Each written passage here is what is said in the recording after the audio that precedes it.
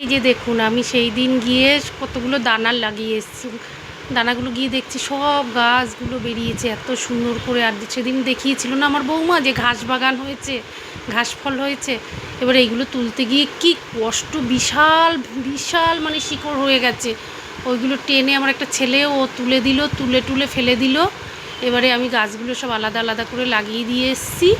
লাগিয়ে একটু জল দিলাম, জল টল দিয়ে আবার একটু ঝাড় দিয়ে রেখে এসেছি। আমার ধারে এত কাজ হয় না, আমি অত বেশি কাজ করতে পারি না, শরীরটাও বেশি একটা ভালো থাকে না। তবুও একটু গাছ লাগাতে আমার খুব ভালো লাগে, যার জন্য ওই বেগুনের চারা উঠেছে, চাল কুমড়োর চারা উঠেছে, আবার আরও কিছু কিছু লাগাবো। সিম গাছ উঠেছে, কতগুলো বড় বড় বেগুন গাছ আবার তুলে ফেলেছি।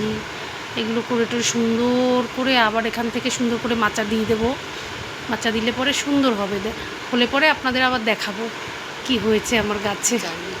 আর চারিদিকটা দেখুন, আমাদের বাড়ির চারিপাশটা তো খুব সুন্দর, নিউ টাউনের সব দেখা যায়। আর আমরা তো নিউ টাউনেই থাকি।